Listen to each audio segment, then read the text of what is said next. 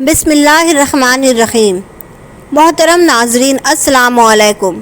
آج کے اس ویڈیو میں ہم حضرت ادریس علیہ السلام اور موت کے فرشتے کا ایک عجیب و غریب واقعہ ہم آپ کو بتائیں گے۔ یہ ویڈیو بے حد ہی دلچسپ ہے، اس لیے آخر تک ضرور دیکھیے گا۔ سیدنا ادریس علیہ السلام ایک دن اپنے کام سے فارغ ہو کر بیٹھے تھے تو ملک الموت آدمی کی صورت میں مہمان کے طور پر رات کو حضرت ادریس علیہ السلام کے دروازے پر آ پہنچے۔ حضرت ادریس علیہ السلام ہمیشہ روزہ رکھنے والے انسان تھے۔ جب شام ہوتی افطار کے وقت آپ کا کھانا جنت سے آتا، جس قدر چاہتے کھا لیتے، باقی کھانا پھر جنت میں چلا جاتا۔ اس دن کا کھانا جب آیا تو حضرت ادریس علیہ السلام نے اس کھانا کو مسافر کو پیش کر دیا، لیکن مسافر نے کچھ نہ کھایا اور قدم پر قدم رکھ کر عبادت کرتا رہا۔ حضرت ادریس علیہ السلام ان کا یہ حال دیکھ کر بہت متاثر ہوئے۔ یہ کون شخص ہے؟ اگلے دن حضرت ادریس علیہ السلام نے ان سے کہا، اے مسافر، تو میرے ساتھ چل کر خدا کی قدرت جنگل میں جا کر دیکھ۔ تب دونوں بزرگ گھر سے میدان کی طرف نکل پڑے۔ چلتے چلتے گیہوں کے کھیت میں جا پہنچے۔ موت کے فرشتے نے کہا کہ چلو چند گوشے گیہوں کا لے کر دونوں کھاتے ہیں۔ حضرت ادریس علیہ السلام نے فرمایا، عجیب بات ہے، رات کو تو نے حلال کھانا نہ کھایا، اب حرام کھانا چاہتا ہے۔ پھر وہاں سے دونوں بزرگ دوسرے باغ میں پہنچے اور وہاں بھی انگور کو دیکھ کر حضرت اسرائیل علیہ السلام نے کھانے کا ارادہ فرمایا۔ حضرت ادریس علیہ السلام نے فرمایا کہ خیر کی ملکیت میں تصرف حرام ہے۔ پھر جاتے جاتے ایک بکری دیکھ کر حضرت اسرائیل علیہ السلام نے کھانے کا ارادہ کیا۔ حضرت ادریس علیہ السلام نے کہا کہ بیگانے کی بکری کو ذبح کر کے کھانا منع ہے۔ اس طرح 3 روز تک دونوں آپس میں گفتگو کرتے رہے۔ جب حضرت ادریس علیہ السلام کو لگا کہ یہ شخص انسان نہیں معلوم ہوتا، یہ کون شخص ہے، اور فرمایا کہ خدا کے واسطے ظاہر تو کر کہ تو کون ہے۔ اس مسافر نے کہا کہ میں اسرائیل علیہ السلام ہوں۔ حضرت ادریس علیہ السلام نے فرمایا، مخلوقات کی جان تم ہی نکالتے ہو؟ انہوں نے کہا کہ ہاں۔ حضرت ادریس علیہ السلام نے فرمایا کہ تم شاید میری جان قبض کرنے آئے ہو؟ انہوں نے کہا کہ نہیں، میں تو تمہارے ساتھ خوشخبری کرنے آیا ہوں۔ حضرت ادریس علیہ السلام نے کہا کہ 3 دن سے تو میرے ساتھ ہے، اس وقت بھی تو نے کسی کی جان قبض کی ہے؟ بولے کہ تمام روحوں کو قبض کرنا ہمارے ہاتھ میں ایسے ہے جیسے تمہارے دونوں ہاتھوں کے نیچے روٹی رکھی ہوئی ہو، یعنی جس کی موت کا حکم ملتا ہے اللہ پاک کے حکم سے میں ہاتھ بڑھا کر اس کی جان قبض کر لیتا ہوں۔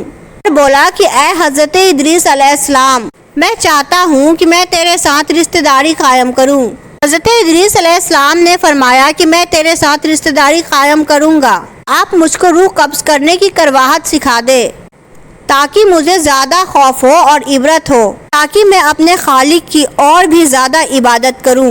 ملک الموت نے کہا کہ میں اللہ کی خوشی کے بغیر کسی کی جان قبض نہیں کر سکتا۔ تو حضرت ادریس علیہ السلام نے خداوند قدوس کے بارگاہ میں عرض کیا اور پھر جان قبض کرنے کا حکم ملنے پر جان قبض کر لی گئی۔ اور پھر ملک الموت کے فرشتے نے خدا کی بارگاہ میں دعا مانگی اور اللہ پاک نے ان کو زندہ کر دیا۔ حضرت ادریس علیہ السلام نے ملک الموت کو اپنی گود میں لے لیا اور دونوں نے آپس میں رشتہ داری قائم کر لی۔ موت کے فرشتے نے ان سے پوچھا، اے ادریس علیہ السلام، جان نکلنے کی تلخی کیسی تھی؟ وہ بولے، جیسے کسی زندہ جانور کی کھال سر سے پاؤں تک ادھیری جاتی ہے۔ موت کے فرشتے نے کہا کہ اے بھائی، قسم ہے اس رب العالمین کی، جیسے میں نے تیرے ساتھ احسان کیا اور جتنی آسانی میں نے آپ کے ساتھ کی، ایسا میں نے کسی کے ساتھ نہیں کیا۔ حضرت ادریس علیہ السلام نے فرمایا، اے بھائی، مجھے دوزخ کے دروازے تک لے چل تاکہ اسے دیکھ کر مجھے خوف الہی زیادہ ہو اور میں زیادہ عبادت اور بندگی کروں۔ کہ موت کے فرشتے نے اللہ کے حکم سے ان کو دوزخ کے ساتھ طبق دکھائے۔ پھر حضرت ادریس علیہ السلام بولے، اے بھائی، مجھے جنت دیکھنے کی آرزو ہے، دیکھ کر خوشی حاصل کروں اور عبادت زیادہ سے زیادہ کروں۔ موت کے فرشتے حضرت اسرائیل علیہ السلام ان کو جنت کے دروازے تک لے گئے۔ پھر انہوں نے جنت کے مناظر اپنے آنکھوں سے دیکھے۔ پھر کہنے لگے، اے بھائی، میں جان کی تلخی سہ چکا ہوں۔ پھر دوزخ بھی دیکھی اور میرا جگر پیاس کے مارے جل رہا ہے۔ اجازت ہو تو بہشت میں جا کر ایک پیالہ جام پی لوں۔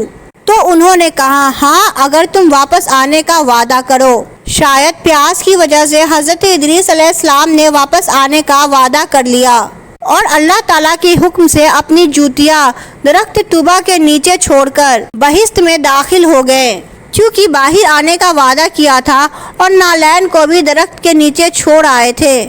کچھ دیر بعد موت کے فرشتے نے ان کو آواز دی، اے بھائی دیری مت کرو۔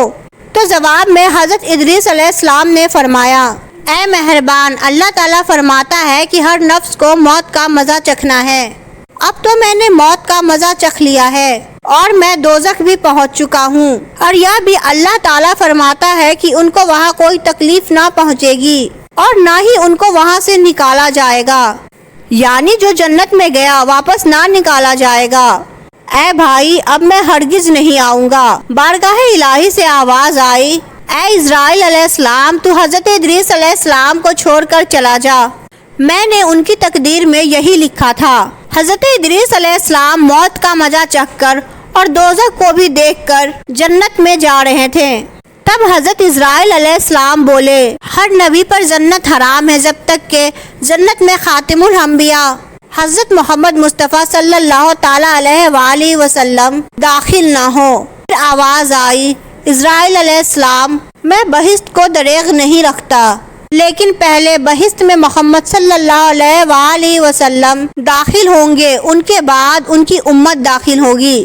حضرت ادریس علیہ السلام تو بہشت میں چلے گئے اور ان کے سب فرزند ان کے جدائی میں گریہ اور زاری کرنے لگے، ان کی یاد میں آنسو بہاتے اور بہت روتے۔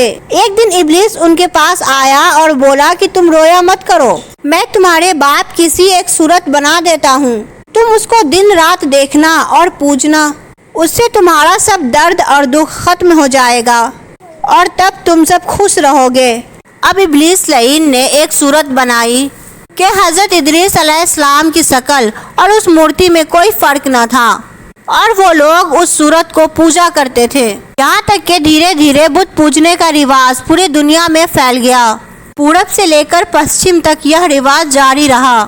کوئی آدمی اللہ تبارک و تعالیٰ کو نہ جانتا، نہ کسی کے پاس علم تھا اور نہ ہی اچھا عمل۔ بعد میں اللہ تبارک و تعالیٰ نے حضرت نوح علیہ السلام کو ان پر پیغمبر بنا کر بھیجا تاکہ ان کو ہدایت کی راہ بتائے۔